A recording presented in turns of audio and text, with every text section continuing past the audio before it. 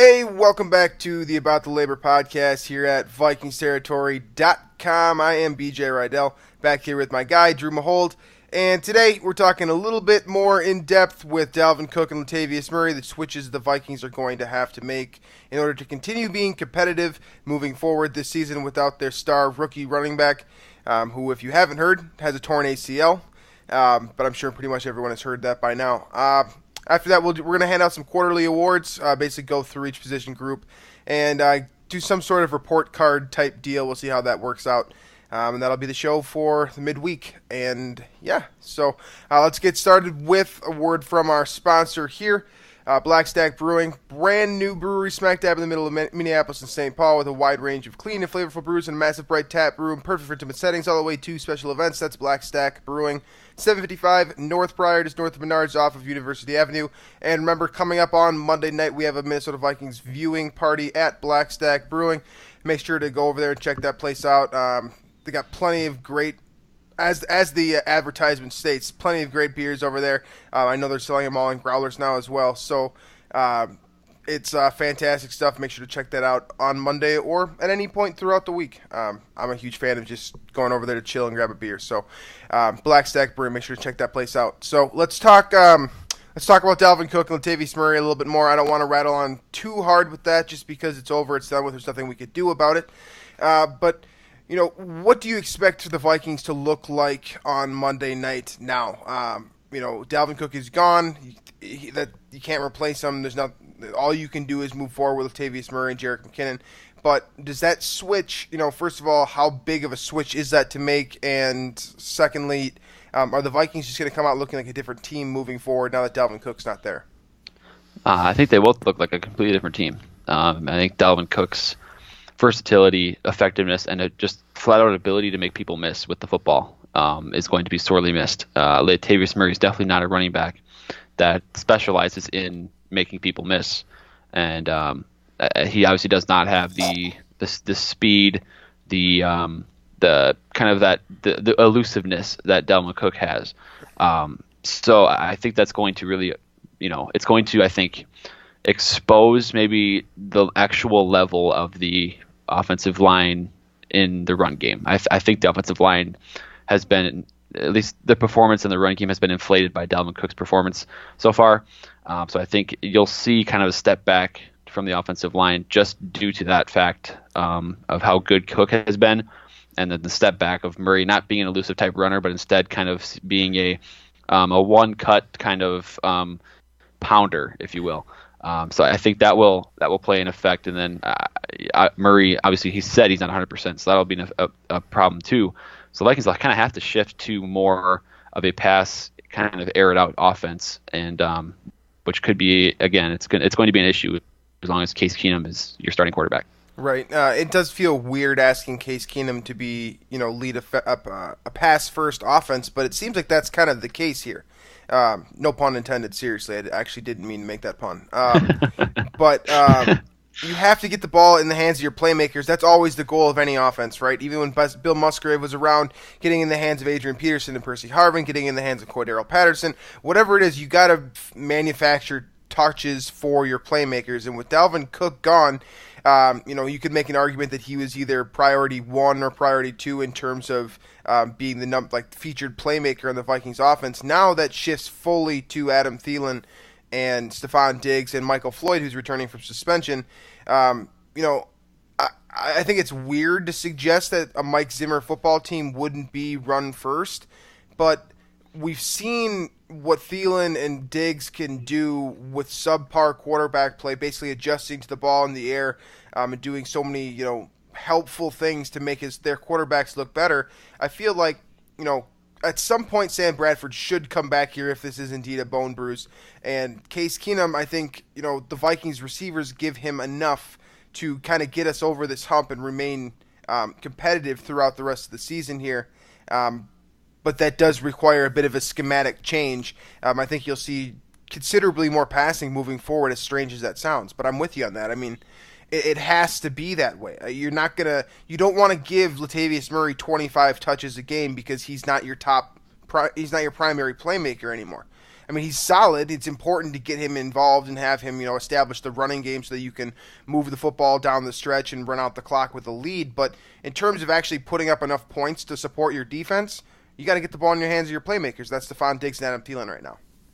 Yeah, from what I've seen, I think the fact that Diggs and Thielen are able to get so far open and separate so well and so efficiently is bailing out Case Keenum, because his windows are so open and so wide to throw to that he doesn't have to be super accurate, and he can kind of let Diggs and Thielen.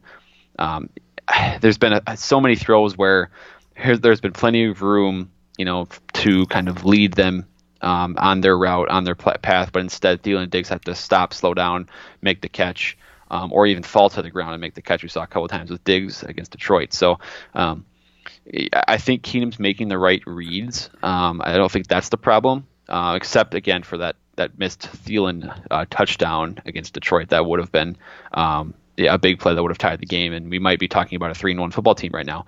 But I think for the most part he's making the right reads. It's just that his accuracy is preventing Diggs and Thielen from utilizing their yak skills, their yards after catch skills, to gain more yards and become even more of a threat than they are. Yeah, I completely agree with you there. It's great that Thielen and Diggs have such great body control in the air where they can adjust to, either prevent an interception, something that Treadwell's actually done pretty well, by the way. Keenum has thrown some very interceptable balls in Treadwell's direction. He's done a good job preventing the INT. But beyond just that, preventing the interception, also making catches that, basically, I forget what the term is called, but basically a catch created from a receiver, as opposed to, the quarterback hitting the receiver in stride and making it easy for him. I mean, Thielen and Diggs have done quite a bit, whether it's with their catch radius in Thielen's case, who, he's all over the place, making catches on sensational catches on tough to catch balls for sure, or Diggs, where he's just simply creating so much separation off the line of scrimmage with his routes or at the stem of his routes, where it's creating, like you said, good windows to throw into for any quarterback. So for that reason, plus the Vikings defense, which did play very well against Detroit. We saw Trey Waynes. I think Trey Waynes actually probably had his best game of the year. We saw Danielle Hunter finally get involved. The defensive line is looking unbelievable. Anthony Barr appears to be back. Xavier Rhodes continues to do his thing. Harrison Smith looks like Harrison Smith, with exception to Eric Kendricks, who I don't expect him to continue missing tackles with authority. It was like his authority. Yeah, it was like his game against Detroit to miss tackles. I don't expect that to continue. So between just being good enough offensively, with basically Diggs and Thielen leading the charge in front of average quarterback play and fairly average running back play as well, with elite defensive play, that should be good enough to get you 9 or 10 wins, in theory. I mean, on paper, it sounds like a recipe for success, in my opinion. Yeah, I mean, I think that's... Yeah, I mean, this defense, I think, is fine. Like you mentioned, there were some missed tackles. There were obviously the missed opportunities with the interceptions and the fumble recovery that Zach Zenner was able to corral, which that would have been another game-changing play as well. But I don't think the defense is much to worry about. I think those plays, I think it was kind of a perfect storm of those opportunities not being taken advantage of. I don't think that'll be a problem moving forward. But I mean, they harassed Matt Stafford. They made him look very average. And then, it's funny because the strength of the Vikings through 3 games was that rush defense.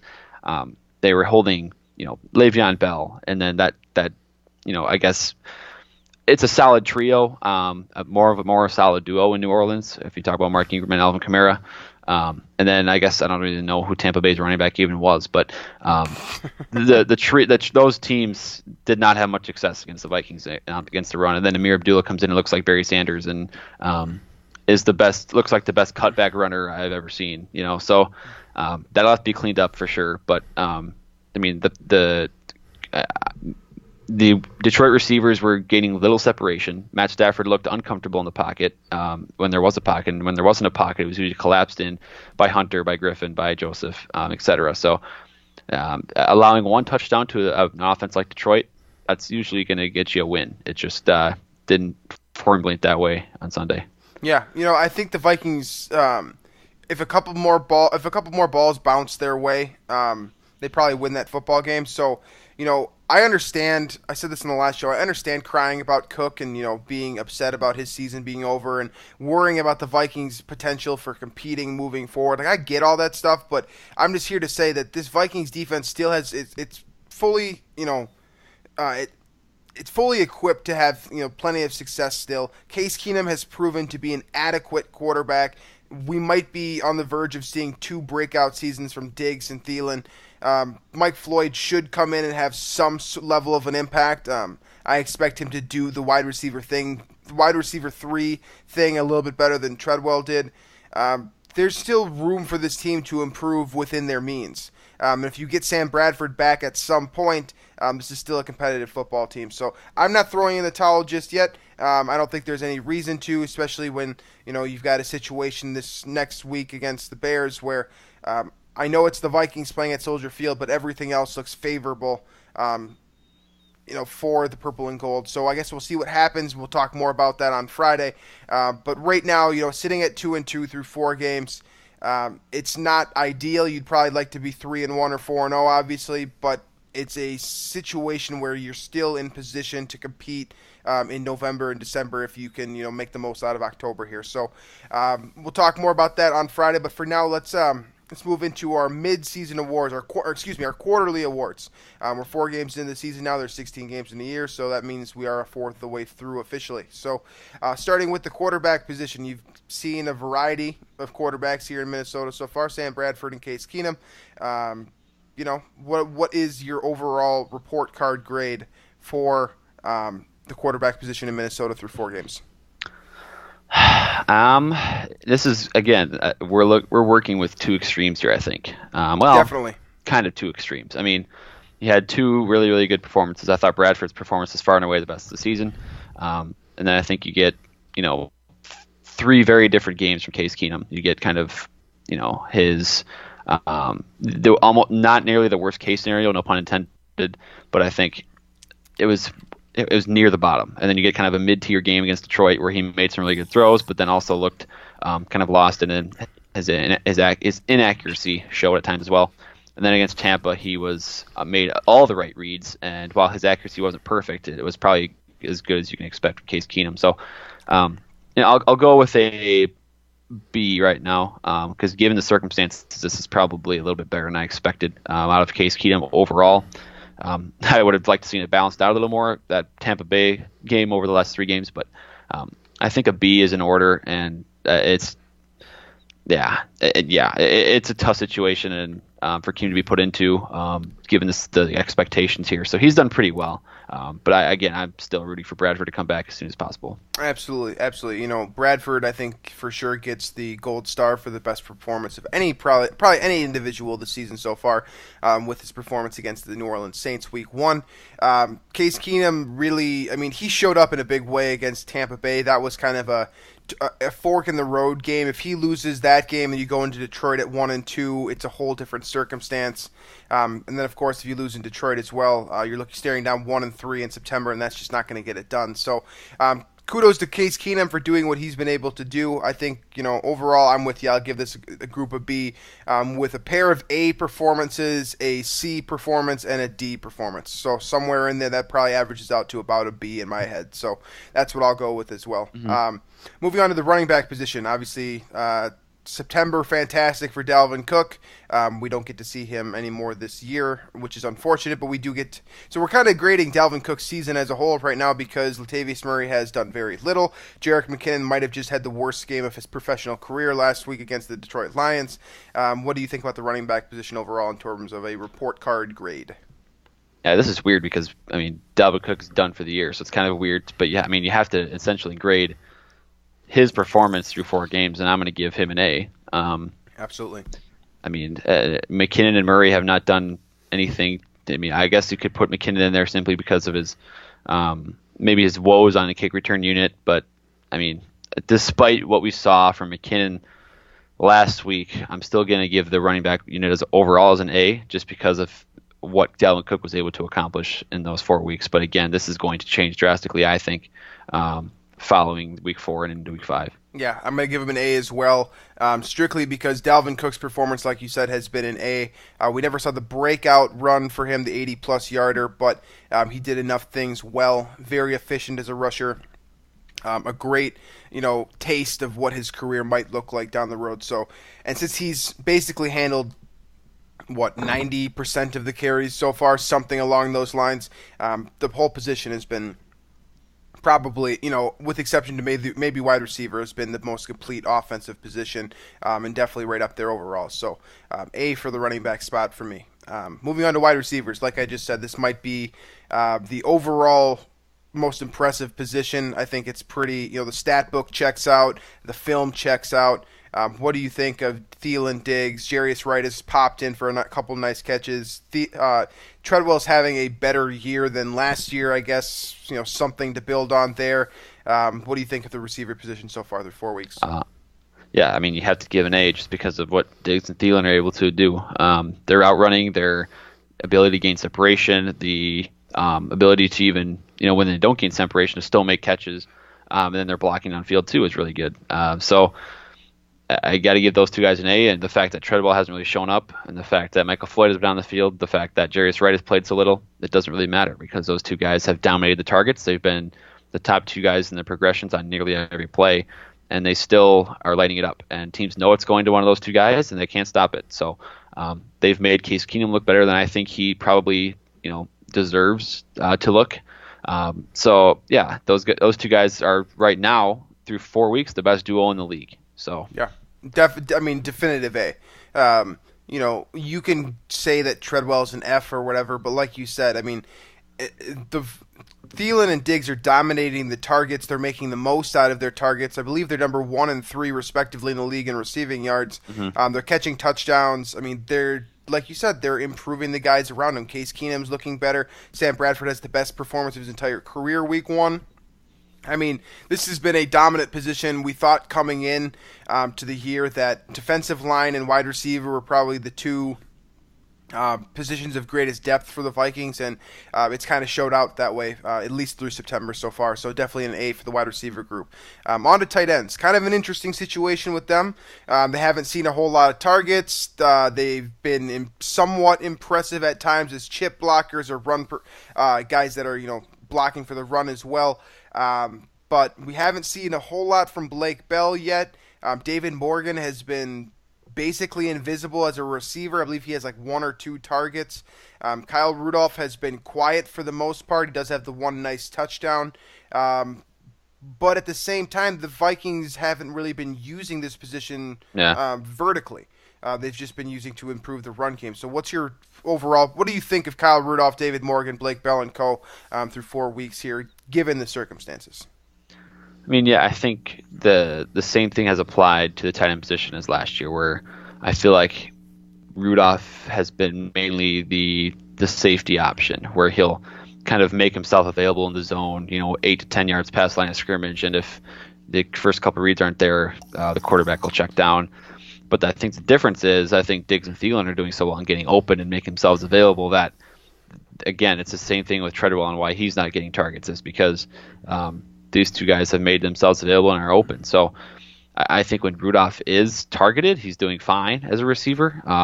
I will say, though, I'm very disappointed at what Morgan has shown as a blocker this year to this point when he is on the field. He made his mark as a blocker in college, and he's not a bad receiver either, but that's he was supposed to kind of take that Rhett Ellison role, and I think he's still he's not to that point yet. So I'm going to give this group a B minus, and I think that might be a little bit generous, kind of giving benefit of the doubt.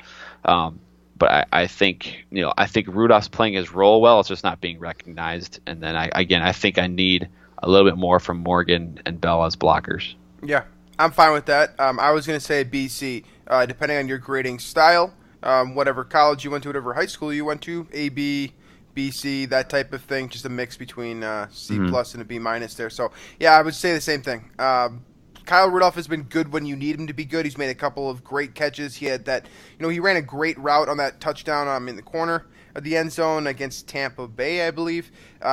He's been solid. He's been able to move the chains on third down. So he's doing his job, and that's about all you can ask. But is he doing, is Kyle Rudolph standing out in a big way this year so far? Not really. He's just doing his job. And for me, that's just, if C is, quote, average, he's doing a little bit better than average, and he kind of represents this positional group. I don't think that Morgan's playing poorly enough or well enough to advance that grade or hurt it any. So BC for me, or C plus B minus range in there. Onto the offensive line as a whole, instead of going individual positional groups. What do you think of the offensive line? I mean, you've got some very high moments from Riley Reiff, who I believe still has not allowed a sack in a Vikings uniform and probably has earned an apology from a lot of you guys. You've got Mike Remmers, who also probably deserves an apology. Yep. Probably to some degree. He's been pretty solid, and with the exception to a couple of blunders and miscommunication things, and Case Keenum, honestly, not really doing a great job at points with his shifting his protection. Mike Remmers has been pretty good as well. You've seen Pat Elflein have good moments. Nick Easton actually had a good moment, at least on Dalvin Cook's run last week, the 5-yard touchdown. It wasn't just Riley Reiff stealing off that edge. And Joe Berger looks like Joe Berger. So what do you think of this offensive line as a whole through 4 weeks? Yeah, I'm going to give it a B+, and I'm going to give it about an A- for the run game. An A- in the passing game, and I'll go with about a B in the run game, because I think the interior, I think Elflein and Easton have been a little bit less than what I expected. A little bit, they have not quite met the expectations there, but I think Reiff and Remmers have both exceeded my expectations as bookends in the pass game, and I guess in the run game as well. So I really like what this unit's doing. Again, though, I will repeat it again, that I think inserting Murray in there instead of Cook will kind of expose some of the weaknesses on the offensive line, and especially in the run game that Dalvin Cook was maybe able to hide with his elusiveness and his ability to make guys miss.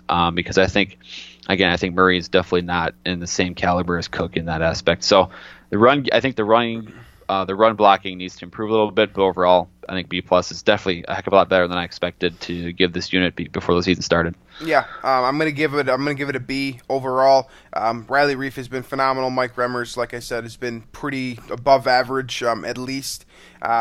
I think that Nick Easton has had some very low points, but has also had some highs and some buildable moments. Pat Elflein looks like the center of the future, in my opinion. Joe Berger looks like a guy that is probably at the end of his career, but is doing enough to succeed. So I've been very happy with this unit overall. Relative to the Vikings, they're getting an A+. I mean, I did not expect this at all. They've been so much more dominant than I could have possibly expected. We thought this was going to be an average unit. It has been an above average unit through 4 weeks. So they get a B, but relative to my expectations, they get an A+. Fantastic job by this unit. Fantastic job by Rick Spielman during the offseason to get 2 solid bookends for a manageable cost, and basically give this team every opportunity to succeed, assuming knees don't explode. Unfortunately, they still do explode. So credit to Rick for basically revamping this offensive line into something workable in just one off season. So they get a B. Overall offensive grade. We went through piece by piece there. What did you think from the offense as a whole in September? I mean, it's tough to just give a B because given the circumstances, I mean, now you're out two starting quarterbacks, I guess you want to count Teddy. I don't really count it, but starting quarterback in Bradford, you have an offensive line that didn't even have a snap together in preseason or training camp before their first game, and then now you have a running back who's gone as well. So I'm not sure if the averages work out here between what I actually gave everybody, but I'm going to give this offense an A- right now. I know it's inconsistent. I know they just scored 7 points against Detroit, but I think there was some opportunities that were there. I think I think there were some. I think the offense played better than 7 points against Detroit. So you get 2 phenomenal games, and you have 2 kind of very meh games. I think in comparison and with the circumstances, I think an A- is okay, but I would definitely understand something that's lower than that. Yeah, I was going to say a B for this exact same reason that you just stated. You get 2 games that are aces and 2 games that are poo-poo. somewhere in there that's probably anywhere between BC to AB range. I don't care where you put it, so I'm going to go in the middle with a B. I've been satisfied with this offensive performance. I think this team has looked better than 2-2, but unfortunately they are 2-2, and a lot of that is the inconsistency of this offense. So it's a roller coaster if you grade the overall performance of each game, right? I mean, you basically get an A week 1, probably an F week 2, probably something like a C week 3. I will say this: an A week 3, and then a C last week. If Bradford's playing, this is 3-1 football team. They beat Detroit, and I think this offense is. I don't think there's a clunker against Detroit, and I think that Pittsburgh game, Vikings probably wouldn't have won the game necessarily because there was a lot of just weird penalties and dumb bonehead mistakes. But I do think that the game's more competitive because I think Keatum just looked out of his element. Yeah. And so I think this certainly would have been an A- offense, if not better, with Bradford at the helm for the first 4 weeks. Absolutely. So let's get into the defense now, starting with that defensive line. We'll do defense in units, so defensive line, linebackers, and defensive backs. Starting with defensive line, Everson Griffin, top 5 in sacks. Danielle Hunter finally got on the board in terms of sacks, but he's been getting pressures all season long. Linval Joseph looks like Linval Joseph. Tom Johnson continues to kind of find the fountain of youth and be acceptable in a rotational role. Shamar Stephan, as I've been praising lately, is probably having the best season of his career through 4 games. Pretty good overall. I mean, is this a hard A? Is this a soft A? What do you think for the defensive line? I guess it's got to be a hard A. I mean, you have Linval Joseph, who has, again, I think he leads the league in run stop percentage from the nose tackle position. I think, and he has the 7th best interior defender grade on Pro Football Focus. I'm looking at him right now. Everson Griffin is the 4th best edge defender on Pro Football Focus, and he and Danielle Hunter also has a really good grade as well. Despite only getting his first sack against Detroit for the season, Everson Griffin has 5 in 4 games. I mean, it's a terrorizing unit. They have been dominant against the run, aside from this Detroit game where I think a couple big runs from Abdullah kind of skewed it a little bit. I think that one early in the game where Trey Wayne's last contain was obviously part of that. But yep. They've been really good against the run, and they've been terrorizing quarterbacks and getting pressure. Not always getting home, but definitely flustering and speeding up the internal clock of guys like Jameis Winston, and guys like, I guess, Ben Roethlisberger there too a little bit, and then Matthew Stafford for sure, and obviously, Matthew Stafford. So, kudos to this unit; they've been phenomenal. A for sure. Absolute definitive A for me. I said this on Andy Carlson's Purple for the Win earlier this week, that I think this is the best defensive line since the Purple People Eaters. That I think that this unit has proved that they're as good. That does say something. Yeah, I mean, it's as good or better than Jared Allen, Pat Williams, Kevin Williams, 2009, 2010. That group with Ray Edwards, Ray Edwards, and the Williams Wall. That's a really, really good unit. Yeah, I think that this group has surpassed that level of that compete level, I guess. I think that we expect more from this unit than we did from that one, just as a whole. I mean, obviously Jared Allen is probably the best defensive end within those two groups. He's probably the highest overall player, but the level of talent, potential, just overall pressure created from this year's defensive line.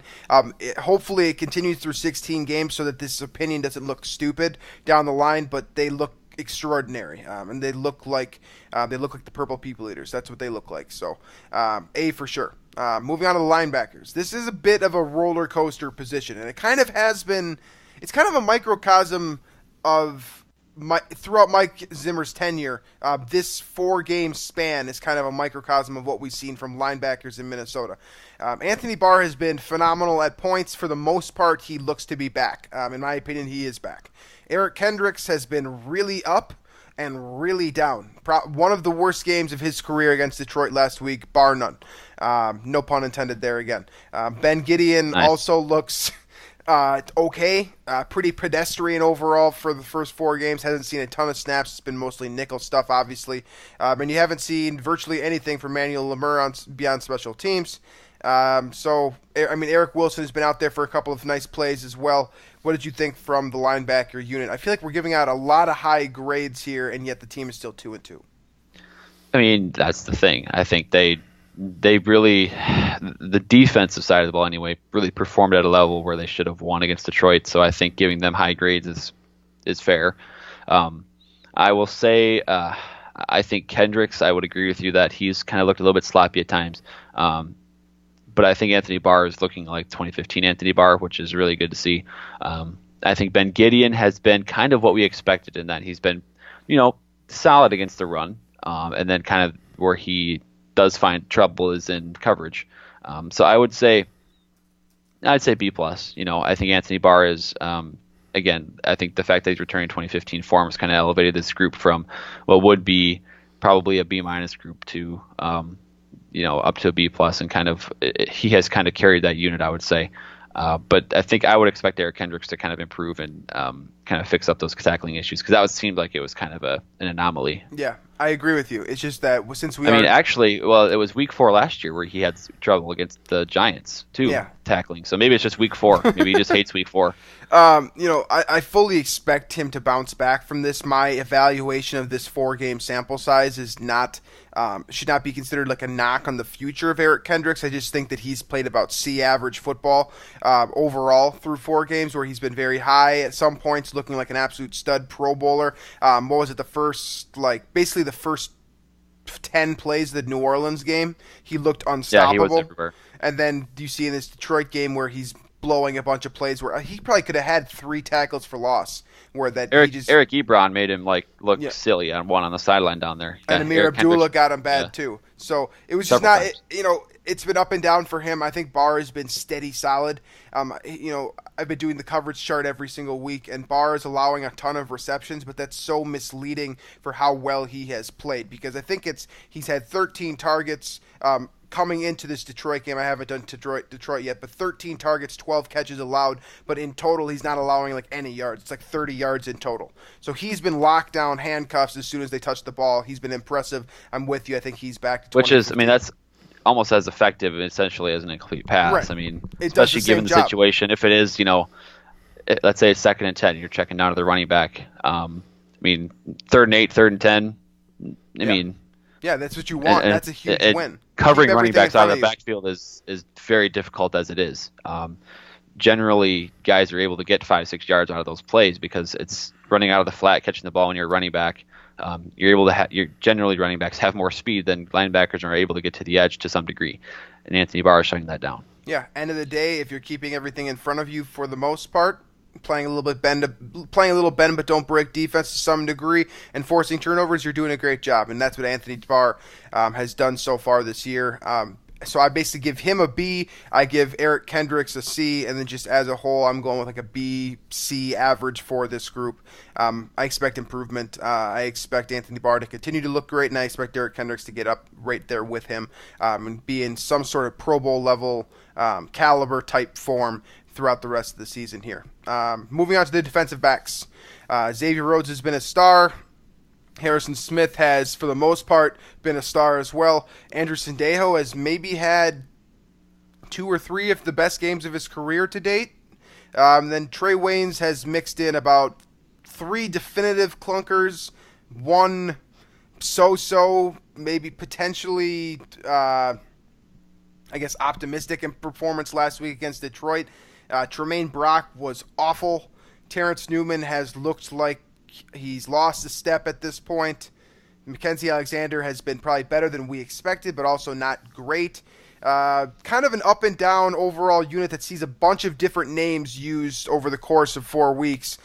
Tough to evaluate it down to just one figure, but that's your job here, Drew. What do you think of the defensive backs through 4 weeks? Yeah, Xavier Rhodes obviously gets an A for me.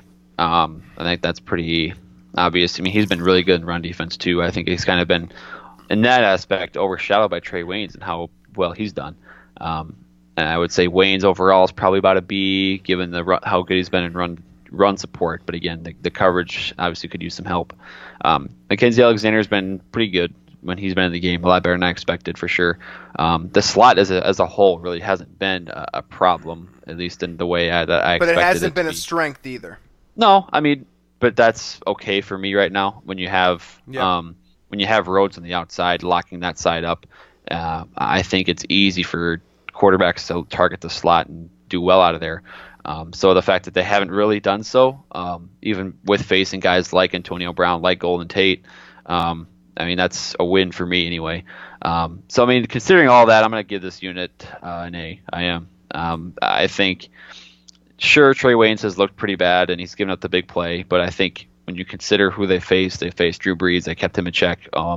They faced Ben Roethlisberger. He didn't really no, he didn't do much. Dominate him by any means. I think besides the one or maybe a couple big plays on Trey Waynes. But then you had Jameis Winston, who just had a bunch of garbage time yards, and then you had Matt Stafford, who is now the highest paid player in the league, and he looked very pedestrian against this team. So I think it helps that the defensive line has been so effective at rushing the passer. So that obviously kind of inflates the grade, I guess, makes it easier for them, but I think nonetheless they deserve the A. Yeah, I agree with pretty much everything you said, and I'm going to give him an A as well. I just find it very hard. It's so difficult because if we go down the line now, we've basically given every single position a B or higher, and yet this is a 2-2 football team. So I mean, what does that say about your football team moving forward now? I guess what's your overall grade for the defense? I mean, I feel like between giving an A to the front end, A to the back end with a B in the middle, it's got to be an A overall for defensively too. Not elite, but an A overall. It's funny because I gave the offense an A-, but I guess I'm going to give the defense an A. So you have an A- offense, and you have an A defense, and you have a 2-2 record, which seems like completely backward. Special teams probably gets a B too, right? I mean, no. C? I'm going lower than that. Yeah. C? I think Jerick McKinnon has looked not great as a kick returner. Yeah, very out of his element. Kai Forbath missed a field goal last week. He's missed a couple extra points. Maybe I'm putting too much stock into that, but I would probably put it at a C- or something like that. But that shouldn't bring down your overall grade from an A through offensive defense all the way down to 2-2, which probably 2-2 teams are probably C's or maybe low B's. Yeah, I mean, but this team has looked good enough to win 4 games. It just hasn't capitalized. I considered their circumstances probably too much with my offensive grade. I think when the Vikings get Sam Bradford back and healthy, I think this offense is still poised to be good, even without Dalvin Cook. Yeah. I still think because Bradford can lead from what I've seen and we saw last year, he can lead an offense when there's no running game. I think because last year he even did that without an offensive line. It wasn't pretty at times, but he still led the team down effectively and kept them in games. I think with an offensive line that can protect for longer than a second and a half, and with receivers like Diggs and Thielen who have been phenomenal, I think this offense can still be really good. So I'm kind of giving that grade with the projection that Bradford will be back by the Green Bay game week 6, and the Vikings can still be a playoff caliber team when he's back, and this offense will still kind of look the part of a team that can contend. Yeah, I agree with you too. I mean, overall, I've been I can't complain through 4 weeks. It sucks that Dalvin Cook's been hurt, that he got hurt, but that's something we can't control. It's not something we can evaluate, right? It sucks that Sam Bradford got hurt, but again, it's not something we can control. It's not something that we can, give a poor evaluation to. It's not Case Keenum's fault that he's asked to be a starting quarterback when his role as a backup quarterback. I mean, I think that we've gotten many teams would be in a much worse shape after losing a starting quarterback and a starting running back as good as Dalvin Cook. So I would completely agree with that, and the fact that I have seen people saying fire Zimmer, fire Spielman. Shut up! Like, what do you want them to do? What do you want them to be 3 deep at quarterback and running back every year? Like, that's not ever a possibility. Basically, you got to be 4 deep at every position in order to satisfy the Vikings' injury needs. So shut up with that for sure. Your team has looked actually pretty good through 4 weeks, I would say, and I think that it's not dead yet. You win in Chicago, things look a whole lot better real quick. Yeah. Heading into the main negative is that the fact that you did lose a home division game, which is going to have serious playoff implications down the road. So you got to get those back. You got to win. You got to win at Chicago to get one back there, and you probably have to win at Detroit or at Green Bay to kind of really get that one back. But I mean, it's not like they can't do it. Absolutely. So I think that just about wraps up the show for today. As always, we appreciate you guys listening. You can find us on iTunes, Stitcher, Google Play, iHeartRadio, Vikings Territory, YouTube. Make sure you're subscribing if you are someone who likes watching these videos over listening to the podcast itself. And you can find us on Twitter at VikingsATL Pod, and we will catch you later on this week with both the pregame analysis primer type thing that we do on Fridays, and then, of course, the pregame show 1 hour ahead of kickoff on Monday. And make sure, if you're not watching the pregame show, that you're down at Black Stack grabbing a beer for the viewing party that they'll have on their huge screen. Should be a lot of fun. So thanks as always for listening, and we will catch you guys later on this week.